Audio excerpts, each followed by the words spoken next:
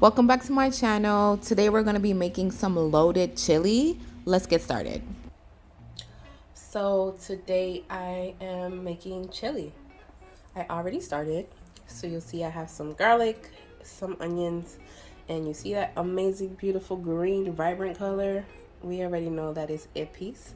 I have 85% fat-free, I think, turkey. This is ground turkey, and I am prepping this to make chili. I'm gonna put a bunch of vegetables in there. You may be able to hear by my voice, but I am not feeling 100%, and so I am upping my vitamins. I am upping my vegetable intake while also, of course, doing my natural remedies. So I'm prepping this for chili. The next things I'm gonna put in there are my peppers. I have 3 different colors. I have the orange, as you just saw. This is the red. And then I have the yellow. I'm gonna go ahead and chop them up here and add them into my prep. So I'm making this the same day, but what I'm gonna do is I'm just prepping my meat. So I'm gonna season it so of course the flavor can jump into the actual meat in the fridge and kind of marinate, and then I'll be making the chili probably in 2 hours, within 2 hours, so that way the meat has a good amount of time just to get the flavor profile I'm putting in there. Now you can of course chop this more finer if you'd like, but I did not want to. I'm just gonna keep it a little chunky. Now I just saved a few of the red peppers because even though it's going into the meat as well, and there's some orange too, even though it's going into my meat to marinate, I also want some for when I'm cooking the peppers and onions on the side before I add my meat. Just adding, this is called a shallot. It is kind of a cross between an onion and garlic. It's in the same family. The flavor profile is very much similar, and I love adding it to my foods whenever I get a chance to purchase it at the market. So I'm cutting off just some of the dead ends because I've had it in the fridge. I added to some savory dishes, including this one, of course, which I will be adding for the chili.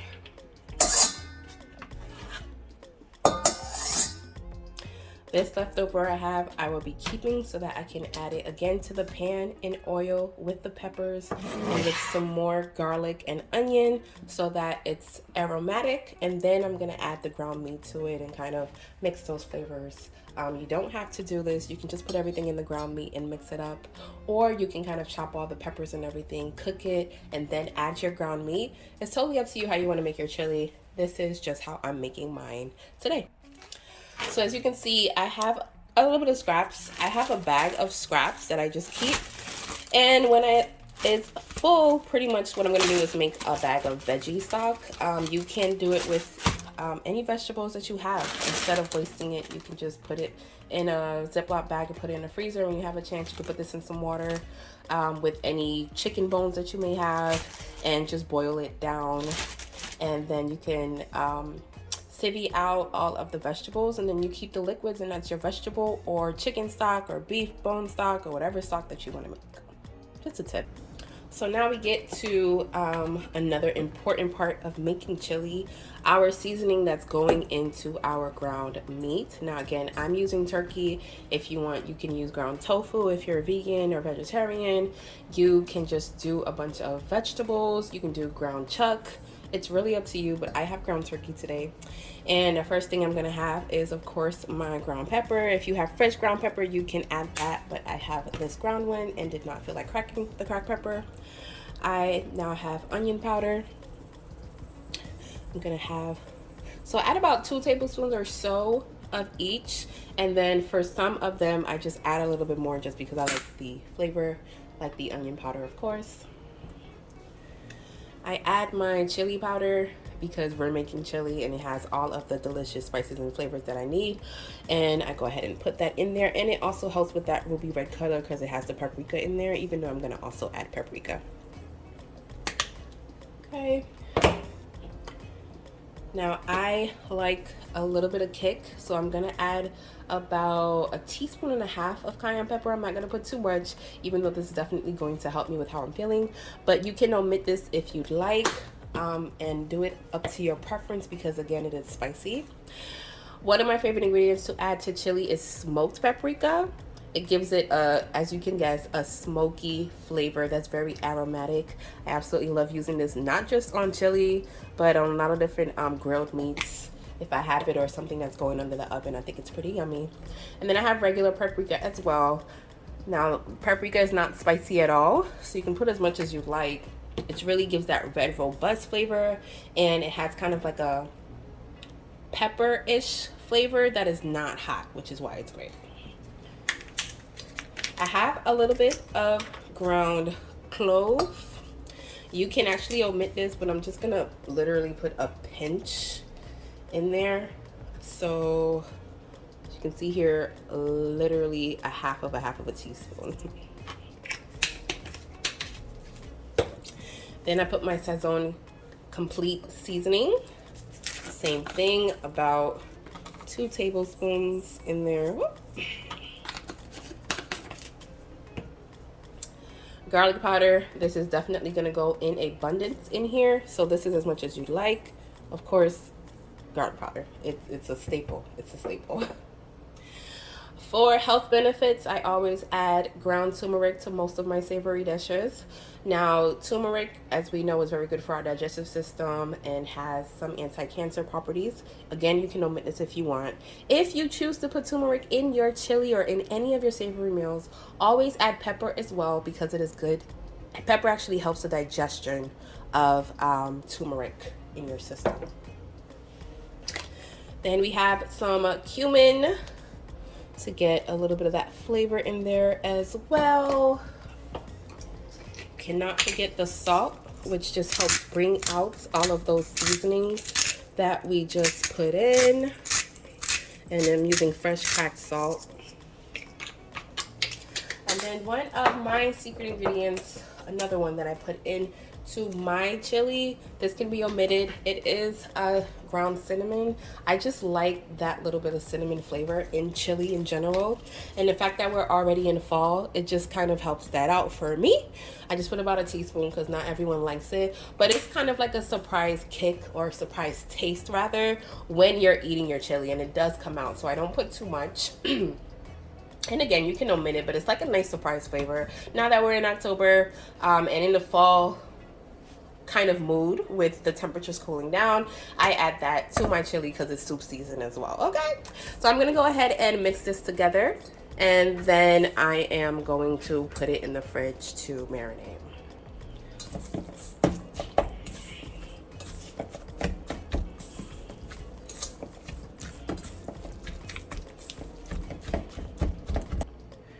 After a few minutes of mixing with my spatula, you can also do it with your hands, it's really up to you. You should have everything mixed in. You should see the color turn a little bit red if you added the extra paprika, smoked paprika, chili powder that I had. If not, it's fine. It'll still be that same color you had. But you want to go ahead and cover this either with a plastic cover or the actual containers cover, which is what I'm going to do. And I'm going to go ahead and toss it in the fridge for the next 2 hours to go ahead and just get the flavor profile in the meat. Now, again, if you have more time, you can actually let this marinate overnight. It's going to be better the longer it sits, of course, but I want chili tonight while it's going to be cool, so that's what I'm going to have. So now we start making our chili. You want to go ahead and take a cold pan and put it on the heat. You can put it around medium heat for yourself and put oil in the pan and let that heat up. It should take about 3 minutes or so. And the first thing I love to add is garlic. So I'll add a good amount of garlic and let that cook down so that the garlic is flavoring the oil and making it, extra garlicky for me. Then I start adding some of my onions. So I add everything in piece. So I usually do the garlic first, let it cook for a few minutes. Then I go ahead and add the onions. And then I start smelling that, I'm going ahead and adding the peppers in as well. So you can do it all together at once, but when you layer it in, I think the fragrance and the flavor coming out of the veggies are just better. But you can do either way. It's completely up to you. Definitely want to keep mixing as this is a hot pan and we don't want anything to burn.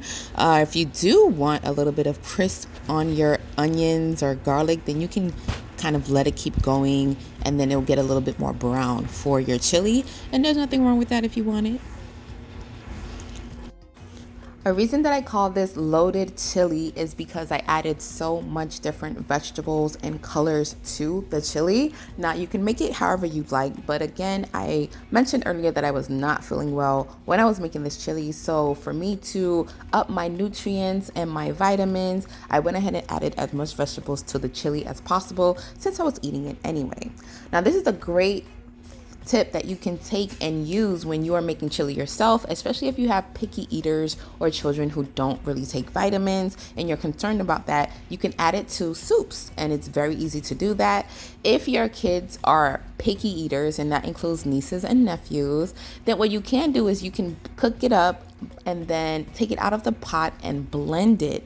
Put it in a blender until it's really soft, and then you can add it back into the chili. They won't even know the difference. They're going to think that it's ground meat, and little do they know that they're actually eating very, very good chili with vitamins and nutrients to help their little bodies. Now, as you can see, I also have some chipotle. Chipotle is something great that I love putting in many of my soups because of the smoky flavor. Now, you can completely omit this if you want, but I added 1 strip of the chipotle into my ground turkey after I cooked down the turkey and all the moisture was removed. I added it right in, chopping it very fine because it is spicy. So if you don't like spice, please omit this. Once I cooked that on in, you can see the color changed a little bit. I added in my chickpeas. I added in my diced tomatoes. I believe they have garlic in them as well. So you can see I'm adding moisture back in since I cooked out the water from the meat. And I also made sure to add my chicken cubes. So I would save my chicken stock that I would make and put it in the freezer. Add a little bit of chicken broth, and you want to re-season your chili because when you were cooking down the water from the meat and, making it ground meat essentially instead of raw meat, that does take some of the seasoning with it. So you want to add that back in once you're almost done with your chili and make sure to taste it so it has the flavor that you like and that you enjoy.